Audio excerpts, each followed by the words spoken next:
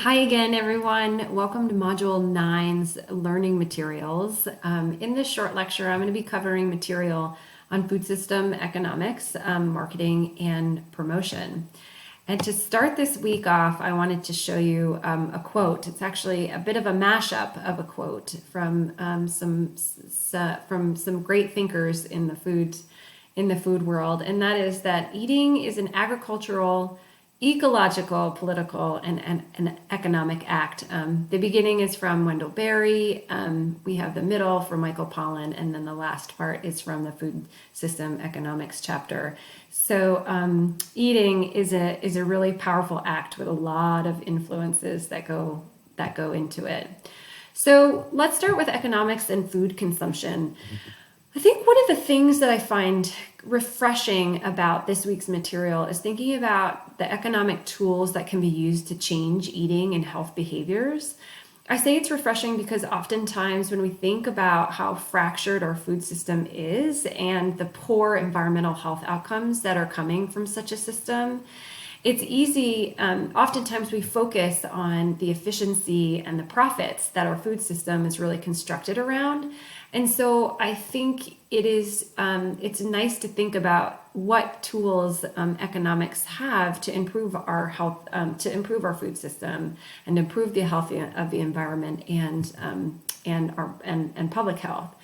So when I think about the host of challenges caused by and facing our food system, from climate change to diet-related diseases like obesity and diabetes, I'm reminded that there are a lot of economic tools that we need and that have a lot of potential in reshaping our food system.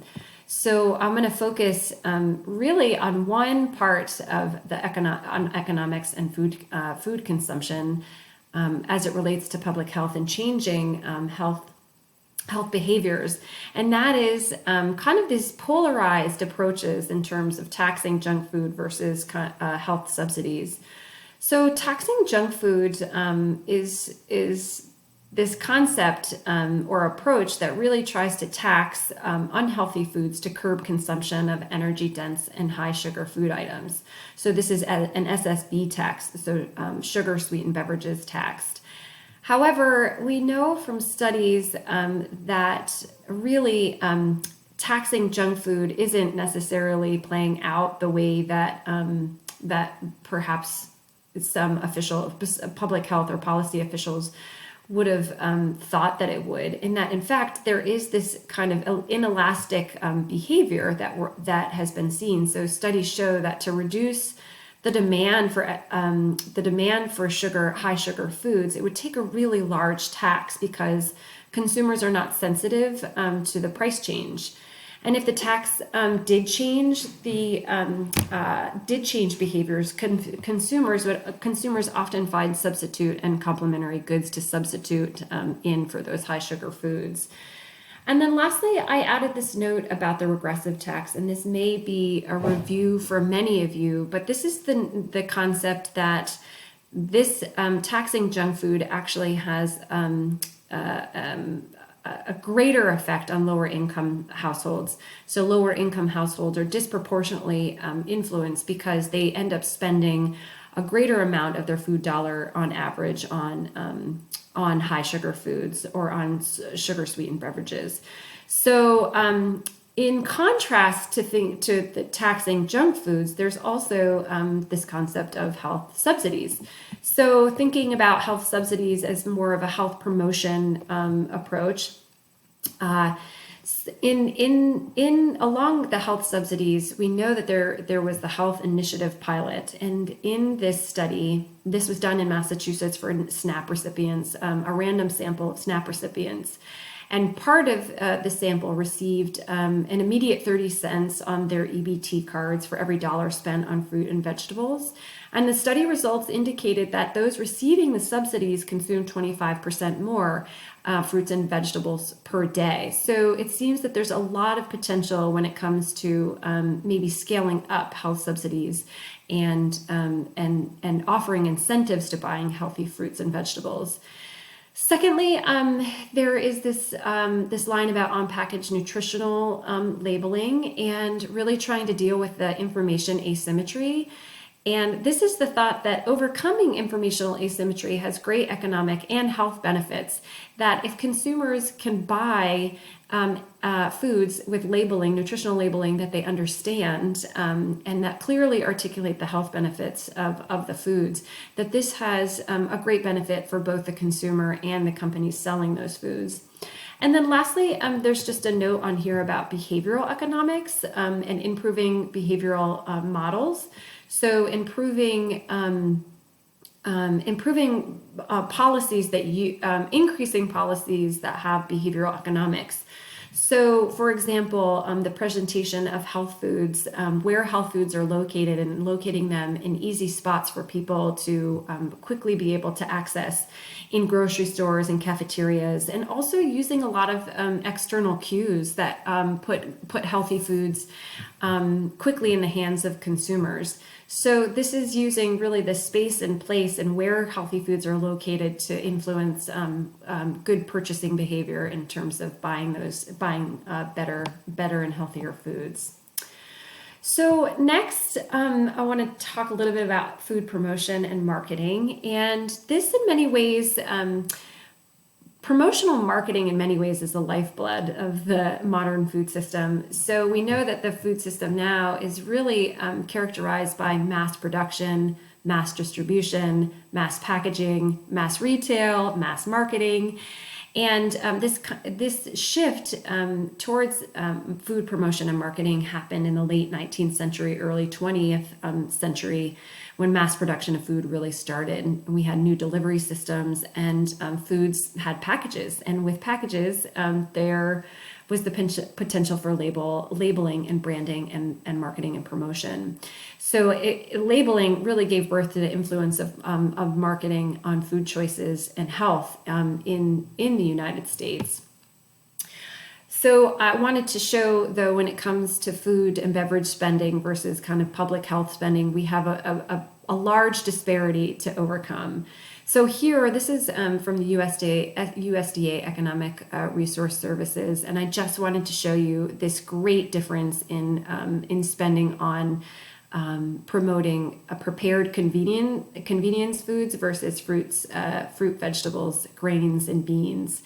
And I think that although this is troubling, also in this I see a lot of potential and what could happen if we inverted and flipped this disparity, if spending was spent, if we increased the healthy fruits and vegetables and grains and beans and were able to market those, what would our food system look like in the health of our country? So also I wanted to show you this interesting figure here, and that is food advertising spending at $13.4 billion in 2017. So this is advertising spent by food, beverage, and restaurant companies. And this is in contrast to the CDC health promotion and health prevention at $1.2 billion. So again, I think some troubling statistics here, but then also room for improvement and what would happen if we inverted the spending in both of these. So troubling, but a lot of room for improvement there. Here, I wanted to take a second to look at an example of a company that's been doing a lot of, that has been marketing and promoting food items for a long time. So quickly, we know that content analysis of TV ads and ads in general are usually for lower quality foods.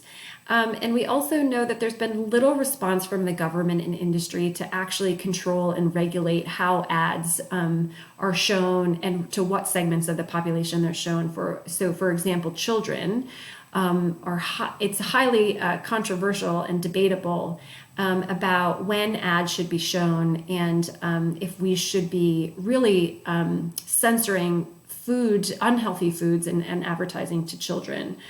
But to date, no country has implemented a comprehensive approach to restricting promotional marketing to children, and this is something certainly from a public health perspective that should be closely looked at. So then to show you the example, this is a Quaker Oats commercial. It's 30 seconds long. But I did want to show it to you to kind of show how companies, food companies, are constantly rebranding and reformulating products, and always using the promotional and marketing piece to respond to what's happening also in society, which we'll see in a second. One of the things that I think is really interesting about Quaker Oats is just how many products they have, from 20 types of oatmeal, 18 types of cereal, not to mention their cereal bars and rice snacks.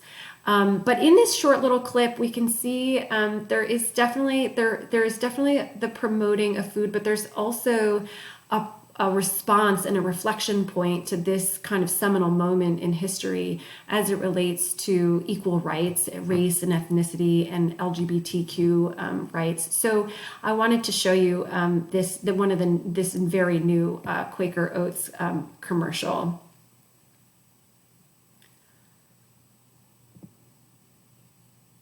Welcome to the Quaker Breakfast Table, where you listen, laugh, and dig in. Where new normals are created, where spontaneity leads to new traditions, and where you watch them grow up. Here, there's a seat for everyone, and delicious whole grain goodness to enjoy, your way. So let's grab life by the spoon, cup, or bowl, and nourish it together. Quaker Oats, good starts here. Okay, so the power of marketing, food marketing, and promotion, and what could we do with that power if it was used to promote and prevent diseases related to food and eating.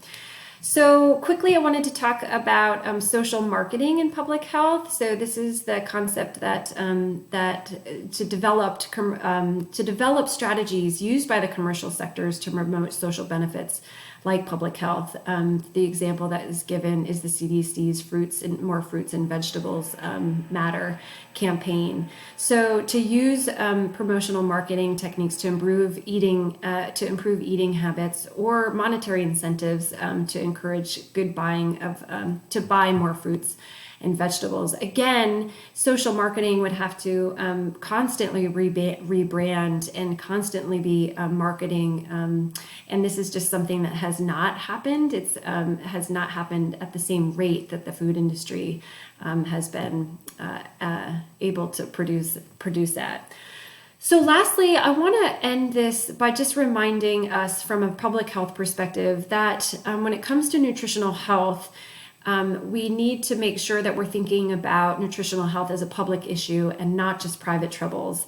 Diet-related diseases and how we eat is not just about private food choices of individuals and poor diets from populations that are making poor health choices. That these food choices are made in the context of economics and of health promotion, or of food promotion and marketing, which is not always healthy. So this is from the CDC in 2015. Only 1 in 10 adults consumed enough fruits and vegetables daily. But we need to ask ourselves why, and from a public health approach, what can be done to change these eating behaviors and patterns, and that it's not just about individual choices, but that eating nutritional health really is a public issue. Okay, more later. Thank you.